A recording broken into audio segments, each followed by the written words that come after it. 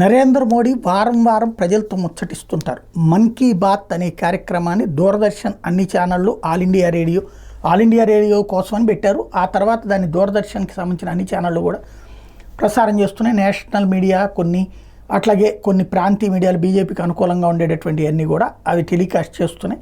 పక్కన టైటిల్స్ వేస్తున్నాయి. అయితే నరేంద్ర మోడీ అక్కడెక్కడ రాజకీయం మాట్లాడరు.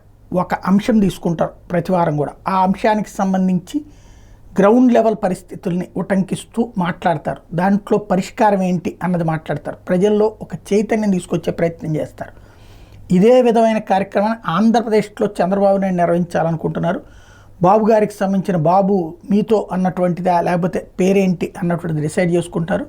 ఓ రకంగా చెప్పాలంటే బాబు గారి మన్ కీ బాత్ ఆయన మనసులో ఏముంది, రోడ్ల గురించి ఏముంది, కాలువల గురించి ఏముంది, భవిష్యత్ ప్రణాళికల గురించి ఏముంది, ఇట్లాంటివన్నిటి కూడా ఎక్స్ప్లెయిన్ చేయటం అన్నటువంటి ఉద్దేశం. ఇది సంక్రాంతి నుంచి ప్రారంభించాలన్నటువంటి ఆలోచన ఉంది. తద్వారా ప్రతి వారం కూడా పబ్లిక్లోకి ఒక సందేశాన్ని ఇచ్చేటటువంటి చైతన్యపరిచేటటువంటి కార్యక్రమం. అక్కడ రాజకీయాలు లేకుండా చేస్తే నరేంద్ర మోడీ తరహాలో ఒక మంచి కార్యక్రమం అవుతుంది. అక్కడ రాజకీయ స్టేట్మెంట్లు ఇస్తే అది కేవలం రోజు మాట్లాడేటటువంటి దానికి యాడెడ్ అడ్వాంటేజ్ మాత్రమే అవుతుంది.